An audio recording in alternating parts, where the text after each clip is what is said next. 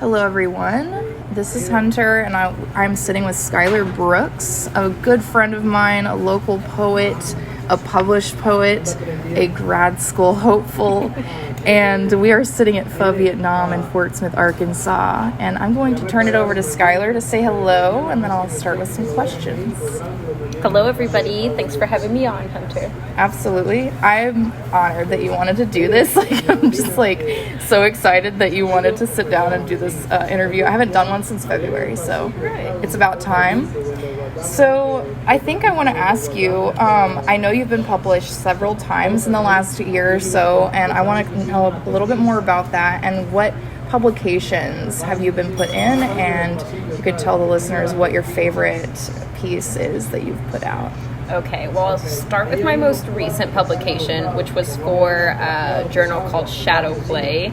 It is the graduate publication at the University of Arkansas, Monticello.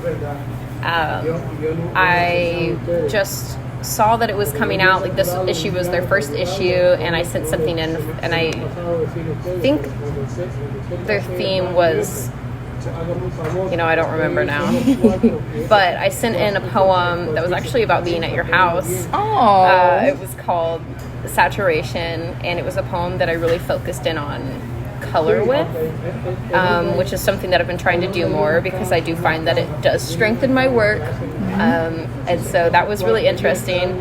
I love that poem, and if you don't know me, I think almost all of my poems are love poems, as that one is. Oh yeah. You're a regular John Keats over here. I just happen to be in love every day I wake up, and it's like, wow. But my other publication was for a journal, which I'm probably going to mispronounce, but it was called Isele. I think Isele.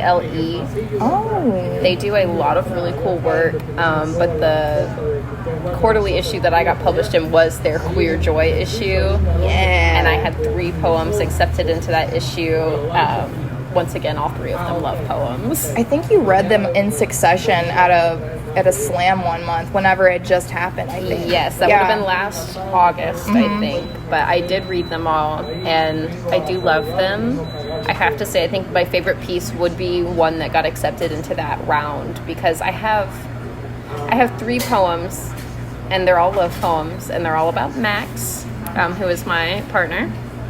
And when I ever think about, what convinced me that I was finally a poet, it's these 3 poems. I wrote them back to back, probably in a poetry workshop at some point in time.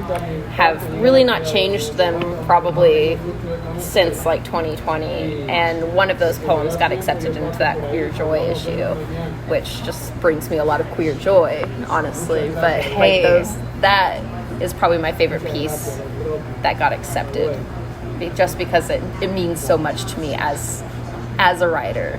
I love that. I love hearing an origin story. It kind of was an origin story. It really was, because it was you're doing this stuff you're writing, and you're like, whatever, I'm just in class, I'm just doing it. And then eventually I wrote this in 10 minutes. You write something, and you're just kind of like, oh, I could do this forever. Yeah. And that kind of makes it a little bit different. It just kind of hits you one day, and I don't know, poetry is one of those things that I never thought would be my main. In high school, I wrote short stories. I was a fiction writer when I came to university. I loved reading poetry. I wrote poetry too, but it was such angsty teen bullshit that I was like, what is going on here? And similar to you, it happened in college, and some of my favorite pieces have not been edited in years.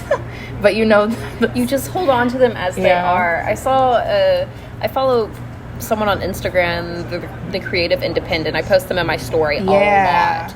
But essentially, they do interviews with artists, and they ask them questions and stuff. And there was a painter from today, and she was talking about how she likes to look back on some of her paintings, even ones that aren't good and stuff, because it reminds her of the time when she wrote them. And I was like, we all have that stuff. Yeah, from middle school. Except for it's me scrolling through my Google folder. Yeah. I have a poems folder, and it has old stuff, college stuff, UFAS stuff, and I have everything by year, and then also themes sometimes. Sometimes I'll group some that were about ex-boyfriends into their own folders, this one guy or this guy, and I'm I know exactly who it is, even though it doesn't say their name. I'm these are all the poems I wrote about this breakup. Yeah, I think mine is a little bit more lax than that. So I have a poetry folder, and then I have submissions, and I have finished, and then I have the darlings, which the darlings is anything from a poem that I've written or like 3 words that I strung together that I liked the sound of. And then like in my finished folder, I have poems grouped together that I would like to be a book. Ooh. And then I have a published folder now. After this last year, I have one. So that's pretty interesting. I'm so proud of you. And then on publishing, you can also say that poem that is in the Bookish window is published. Yes, It's so that published was something very largely. Like it kind of is. That was something that I was kind of grappling with, whether or not to like put on my CV or put on my artist statement and stuff. Is like, does that count? Yeah. But it totally is a publication. You're on display to thousands of people a week. That's wonderful. I saw that and I was like, this is such a beautiful concept to begin with. And I love that it's ever changing, but it's like gives you enough time to be solidified there as a part of the community, but also just like a part of the Bookish like brand. Like, plus you're also such a like, Sarah definitely loves you. I know. She loves you. And you're her favorite poet.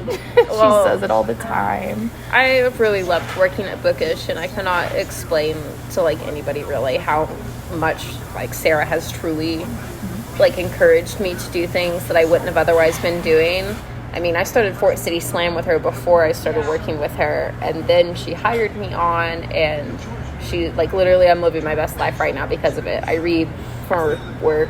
Yeah. Like I get to participate in all these Bookish events that I would go to if I wasn't working them and stuff like that. Like I'm getting to be part of a larger community too that exists the same way I do, that I would have never met because we don't, like without Bookish, without Sarah, we would have not have like intermingled. And I know so many like smart, intelligent, fun people in Fort Smith that I didn't know before because of her, and I love that.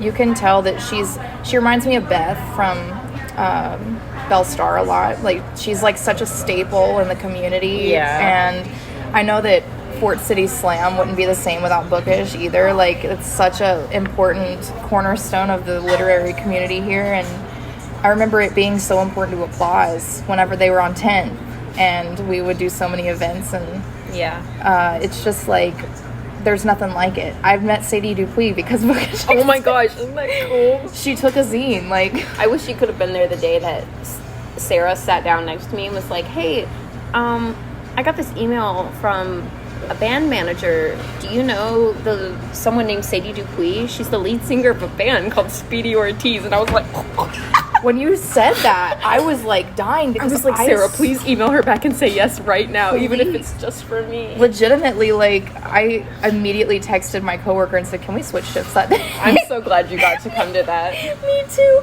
Like I felt like a real hipster like douche because I pulled up with my record and I pulled the chapbook out, or it wasn't a chapbook, it was she had like a zine that she had handwritten and it was printed in there, and she signed that too, and I was like, felt like she thought you were so cool. Like she said that her experience like at Bookish, like that night, she told her band manager that they wanted to come and put on a show here because of that. So hopefully for this new record we'll be seeing her again soon.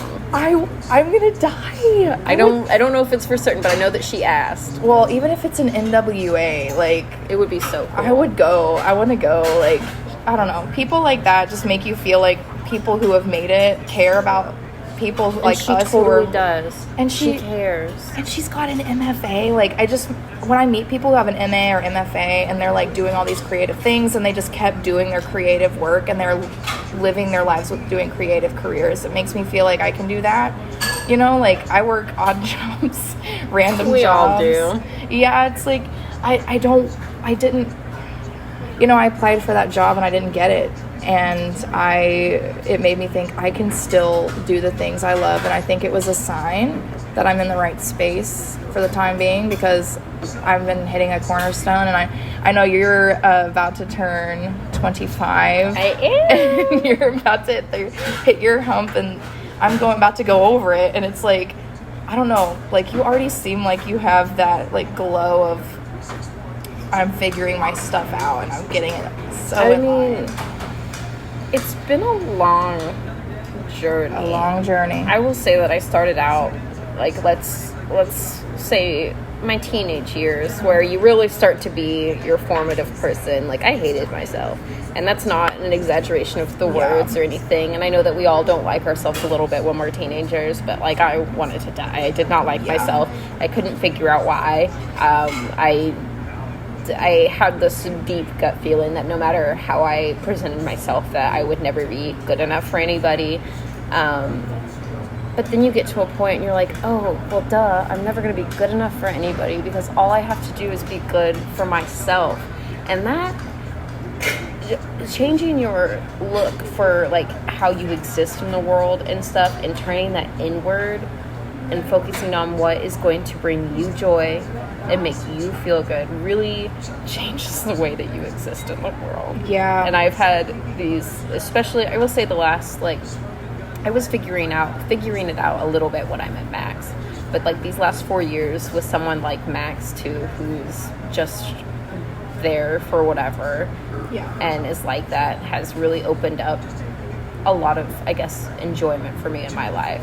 Yeah. He's also definitely someone I can lean on a lot. Like, I can't say that I would have been able to do a lot of the things that I've been doing without his, like, help in regular life stuff, like paying for a house or doing all of that stuff. So I feel very grateful to have someone to allow me the space to, like, take up space, I guess. Yeah, it's like, I look at y'all and I'm just like, those are goals. Like, that is, like, y'all are my favorite.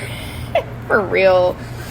Like, I don't know, I admire both of you so much just as individuals, because I met y'all separately, and it's so crazy how long I've known you both. Max is one of those friends who is always so special to me, because he is very accepting and is very kind. He's can be judgmental about things, but it's never about anything about a person. It's always about, like, if you like something stupid. But even then, it's like, whatever, everybody likes stupid things, but, you know, I don't know. Me and Max get into the argument. This may be TMI for some listeners, but me and Max get into arguments constantly about stuff like which way you wipe and, like, things like that, where neither one of us is technically wrong, but boy, do we have opinions. Yeah, that's literally, like, those are the most wholesome arguments too, because you're, like, actually heated, and then afterwards you're like, glad we know this about each other now. Like, anyways, what do you want to watch? Yeah, exactly. What are we having for dinner? Yeah.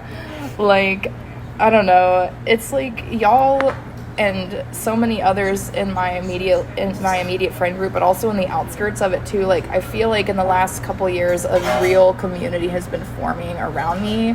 Yes. And I feel so blessed. Like, and every day I feel like I meet someone new who might, I'm going to say this, and I don't want it to sound, like, minimizing, but, like, obviously you meet people and they don't, like, become, like, a everyday person in your life. That's just not possible for every single person you meet. But so many people are showing up and, like, have the same interest or want to support the same stuff that I love, or just want to be around each other because we understand and want to do that. And it's been great to find that in Fort Smith, because I didn't think that I would when I was first moved here, you know, like, I didn't think that was going to happen. Yep. Thank you. Thank you so much. Thank you. Thank you.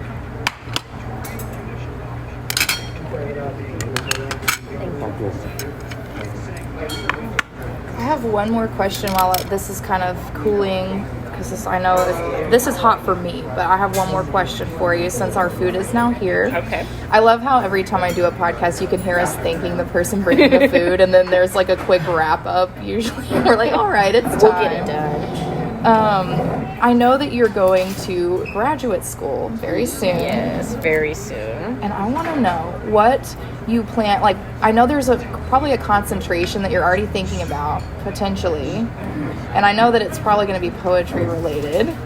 But what do you hope to study there? Is there something special that you want to learn there, or somebody you specifically want to learn from that you already know about? Because I know there's several people up there who are kind of public, in the public eye.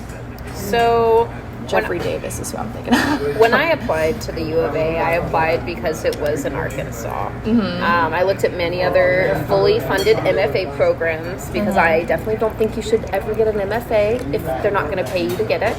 That's just an opinion that I have, but girlies, it's not worth it. Yeah.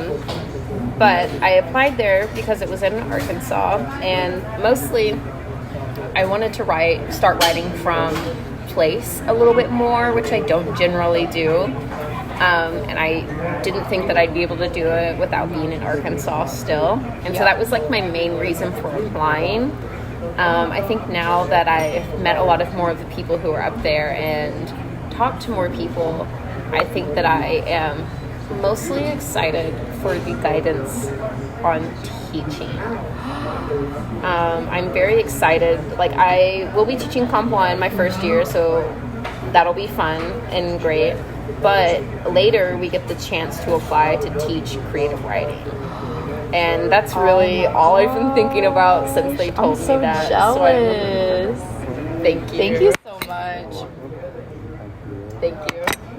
So I am just very excited about that, and thinking when I went into grad school, people were like, "Oh, why are you going to get your MFA? Are you going to teach afterwards?" I was like, "No, I'm not going to teach. I don't want to do that." But now they're putting all of these teaching things in front of me, and I think about all the times that I held workshop or did stuff like that, and it's like maybe I would like to teach. Teacher. You're such a good mentor.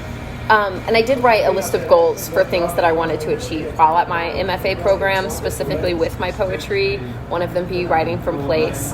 Another one is to create a poetry form, which I know is bold. But I also wanted to enhance my creative nonfiction writing as well, which I'm not very good at, but have a broad interest in, which I will get the chance to take a class like that, I think. So I have the biggest poet crush on you right now. I am beaming. Everything you're I have some of the most ambitious and creative friends, and it just makes me feel so lucky and so proud at the same time. I'm dead serious when I say that there became a point in my life where I finally wrote enough poems that I was like, yeah, this is it. This is it for me. This is what I'm gonna do. Yeah. And so now I will be chasing whatever I need to continue to do what I'm doing. Live your truth. That is literally the whole reason I went to grad school. It feels validating. You go and you learn, and people think sometimes it's frivolous, but so what? It's fun. You bought box seats at the Super Bowl. That's frivolous and useless.